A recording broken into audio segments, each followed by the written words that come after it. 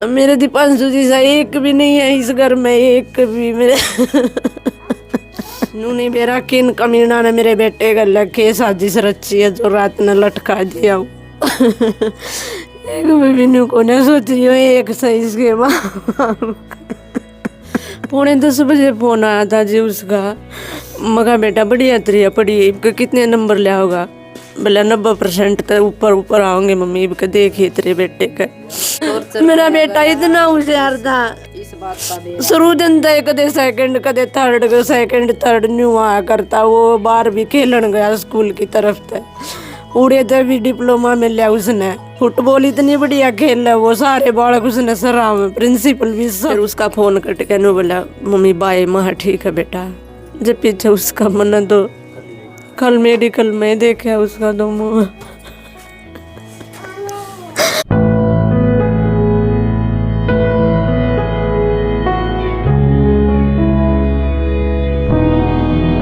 धनाना में मौजूद हूँ। एक पिता के पास रात के 2 बजे के लगभग फ़ोन आता है कि आपके बेटे ने सुसाइड कर लिया। उनका बेटा जवाहर नवोदय विद्यालय देवराड़ा में पढ़ता है और काफ़ी टाइम से बड़ा होशियार वो माना जाता है। कुछ दिन पहले बात भी हुई थी, कोई ऐसा लग भी नहीं रहा था कि बेटा ऐसा काम कर लेगा। माँ मेरे साथ मौजूद है, माँ मानने को तैयार नहीं है कि बेटा ऐसा कुछ कर सकता है। तमाम जो लोग हैं वो भी कह रहे हैं कि बेटे को नेचर को देख के आप ये कह ही नहीं सकते कि वो सुसाइड कर सकता है। तो क्या हुआ है, कोई साजिश है, हत्या है, सुसाइड है, क्या है? खैर वो तो परमात्मा जाने।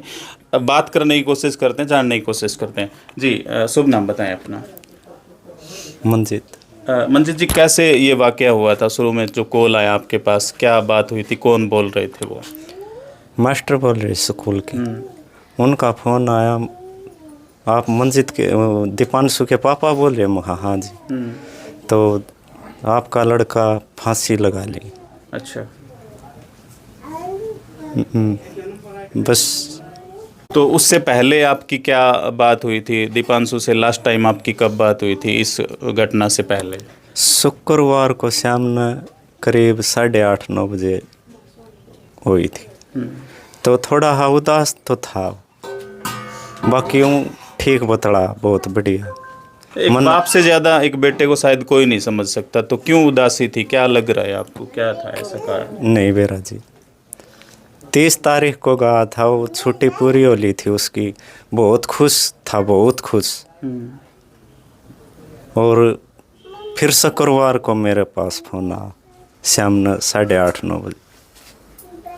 अच्छा, तो स्कूल में वहाँ हॉस्टल में सोने का अरेंजमेंट कैसे रहता है? पास में सोते हैं? कितने बच्चे साथ होते हैं? रूम पार्टनर कौन है उनका? उनसे बात हुई आपकी? तकरीबन 30-40 बच्चे होते हैं। अच्छा। हाँ, सब इकट्ठे सोए हैं। अच्छा। हाँ। तो कोई किसी के साथ कोई लड़ाई झगड़ा या किसी ने कुछ कहा? ना, कोई लड़ाई झगड़ा नहीं, कुछ भी लड़ाई झगड़ा नहीं। अच्छा, अब डॉक्टरों से आपकी बात हुई होगी जब डेड बॉडी भिवानी आई, तो डॉक्टरों ने क्या कुछ बताया? वो क्या दिशा जता रहे हैं? डॉक्टर तक मेरी बात नहीं हुई जी। नहीं हो पाई? नहीं। तो अब परिवार मतलब संतुष्ट है जो आप ये कहा जा रहा है कि आत्महत्या है या क्या है? संतुष्ट तो नहीं है जी, संतुष्ट को नहीं। प्रशासन बढ़िया तरीका से काम करे, मैं तो हाथ जोड़ के यही प्रार्थना करूँ। किसी और लड़का के साथ इसी घटना नहीं घटा, मेरा तो जाली गया मेरा तो, और किसी के साथ नहीं घटा, मनु चाहूँ। अच्छा, तो वहाँ के स्कूल प्रशासन ने कुछ कोशिश की है कैमरे वगैरह चेक करने की, उसकी हलचल देखने की? वो उससे पहले जो लास्ट का टाइम था उसमें क्या कर रहा था, किस तरह की हलचल थी उसकी, क्या कैसे उसने खाना वगैरह खाया कि नहीं? उसके साथ में भिवानी गए जब 2 बच्चे आ रहे थे तो वे कह रहे थे यो शनिवार न दिन तक मतलब उदास था, और उसने अपना थाली है और 1 पॉइंट है किसी बच्चा तो दे दिया। उसने बोलिया मैं तो आड़त नाम कटाऊंगा और जाऊंगा मैं आड़त, और उस पर चक्कू भी पाया है, उसका दौर परेशान कर रहा है, चक्कू भी पाया है। अच्छा, और दीपांशु के अलावा परिवार में कौन है, कितने बच्चे हैं आपके? 1 लड़का था जी, 1 लड़की। अच्छा, दीपांशु के बाद एक लड़की है? हाँ जी, हाँ जी, बड़ी लड़की है, छोटा था वो। लड़की क्या करती है? शादी कर रखी है जी। अच्छा, शादी? हाँ हाँ, 2 बच्चे हैं। अच्छा, ये नवोदय में एडमिशन करवाने की जो जिद थी वो दीपांशु की थी कि आप लोगों ने उनको सलाह दे के एडमिशन करवाया? उसने जी खुद फार्म भरा था और फार्म भरा था। उसका अड़चल भी आई थी बहुत सी। जो स्कूल के जो वे हूँ डॉक्यूमेंट्स में थोड़ी दिक्कत थी, तो मन 20 चक्कर काटे होंगे शायद। तो मुश्किल तो एफिडेविट दे कि उसका होया था, और जिद कर ली मैं पढ़ूँ तो उड़े पढ़ूँ। बहुत खुश था जी, बहुत खुश। आप क्या करते हैं, पैसे से क्या करते हैं? सिलाई का काम करूँ जी। टेलर हैं, गांव में ही दुकान? गांव में दुकान। अच्छा, तो लोग आपको देख रहे हैं और ये सरकार दावा करती है कि सबका साथ सबका विकास, हम खड़े होते हैं जहाँ पे किसी के साथ अन्याय होता है, तो क्या मांग आप करते हैं? मुख्यमंत्री अगर आपको देख रहे हो तो क्या डिमांड रहेगी आपकी? कोई आस कौन जी, सरकार होता है, कोई आस को नहीं। हमने आज तक मन तो न सुनया नहीं है किसी ने न्याय मिला है, चाहे वह सरकार किसी की भी हो। मन उम्मीद कौन जी। मनीषा वाला केस देख लो जी, किसने न्याय मिले आज तक? एक भी आदमी ने बताया दो यो स्पष्ट रूप से, मतलब यो संतुष्ट है, एक आदमी बताया दो मन वही इस केस न लेके यो आदमी संतुष्ट है। सीबीआई जांच की मांग हुई थी जी, हुई तो मन कोई उम्मीद कौन जी, ना मुख्यमंत्री तो ना प्रशासन तो। बहुत बड़ी बात है। नीचे माँ बोल रही हैं कि ऐसे दीपांशु बहुत सारे चले गए, ऐसी मनीषा चली गई, उनके बाप दर दर घूम रहे हैं, कभी एसपी के चक्कर काटे, कभी मुख्यमंत्री के, लेकिन न्याय की उम्मीद तो खैर नहीं है। लेकिन फिर भी, और ये बड़ा सवाल भी है नायब सैनिक के लिए, एक बड़ी बात एक पिता ने रोते हुए कही है कि न्याय की उम्मीद नहीं है, लेकिन अब बड़ा दिल सरकार को दिखाना चाहिए कि इस परिवार का कम से कम ये संतुष्टि तो मिले कि बाप बेटे की जो मौत हुई आखिर हुई क्यों, कैसे हुई, किन हालातों में वो जी रहे थे, क्या ऐसा घटनाक्रम हुआ। क्योंकि माँ साफ तौर पे ये कह रही हैं कि वो कम से कम सुसाइड नहीं कर सकता। माँ से भी थोड़ा जानने का प्रयास करते हैं। नहीं कर सकता जी मेरा बेटा ऐसा। बहुत खुश था मैंने जब उससे बात करी, जब 9:45 बजे फ़ोन आया था जी उसका। मगा बेटा बढ़िया तरिया पढ़ी, कितने नंबर लिया होगा? बोला 90% तो ऊपर आओगे मम्मी, देखिए तेरे बेटे का।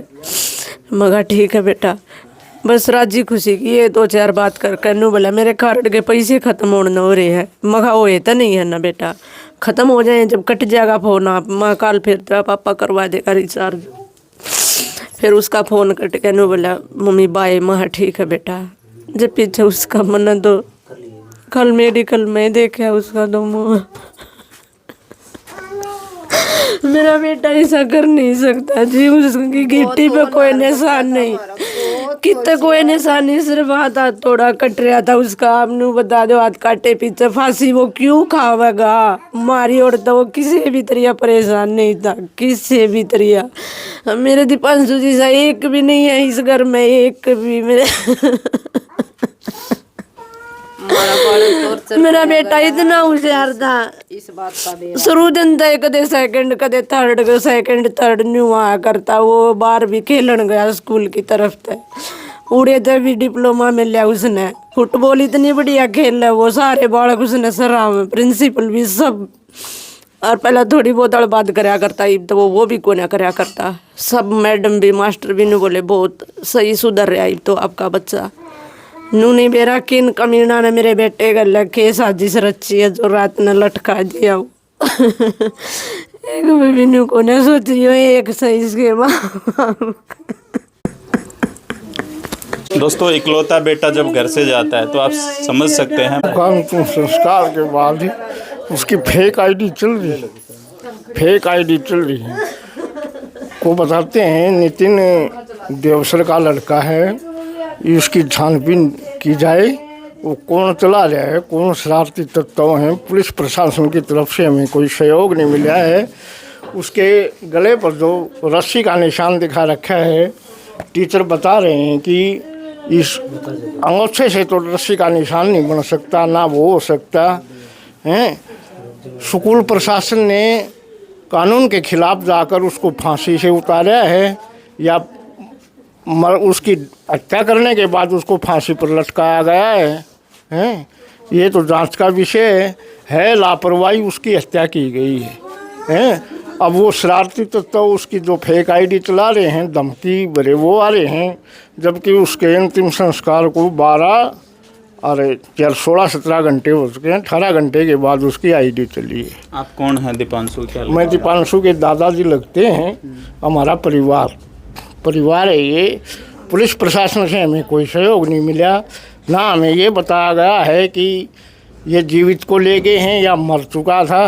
कैरो हॉस्पिटल से उन्होंने रेफर करवाया है। भिवानी आके इनको फ़ोन किया है मंजित के को, दीपांशु के पिताजी को। जब ये गए, मुझे सुबह 8-9 बजे पता चला था, तो मैं भिवानी चला गया।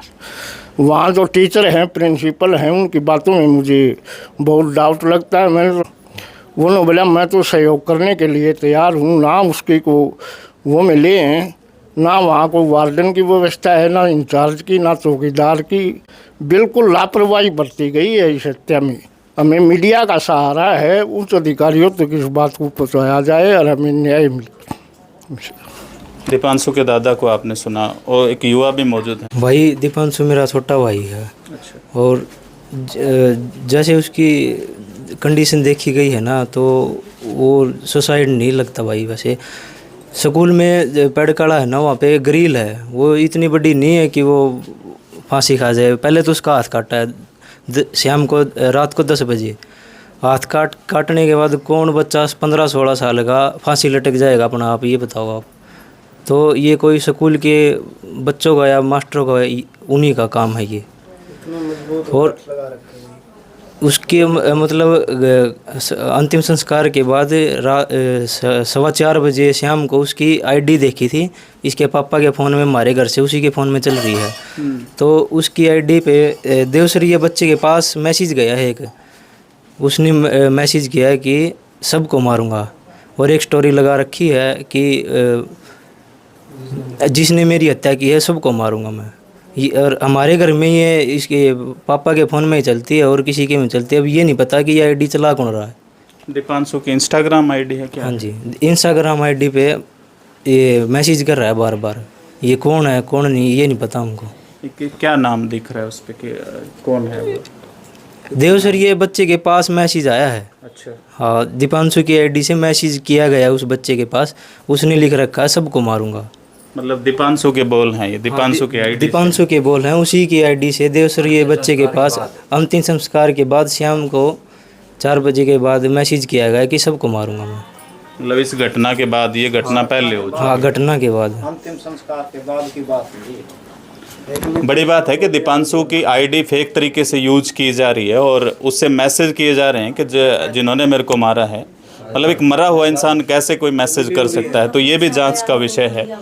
वो हम फुटेज भी आपको दिखाने का प्रयास करेंगे। जी, ये वीडियो देखो जी आप एक बार। ये दीपांशु की आईडी है फिलहाल, और ये देवसर ये बच्चा है, उसके पास मैसेज किया गया ये अब किसके फ़ोन में है? ये दीपांशु ने भेजा है आपको? क्या है? नहीं, देवसर ये बच्चे के पास मैसेज भेज रखा है ये। ठीक है, ये देखो जी। और दीपांशु है ना, हिंदी में कभी चैट नहीं करता, इंग्लिश में ही करता। हो स्टोरी पे भी हिंदी में चैट पर यही लिख रखा है कि जिसने मेरी हत्या की मैं सबको मारूंगा। ये देखो, ये उसके अंतिम संस्कार के बाद की वीडियो है। ये स्टोरी लगा रखी है, जिसने मेरी हत्या की है मैं सबको छोड़ूंगा नहीं। ये देखो 19 घंटे पहले लगा रखे वो।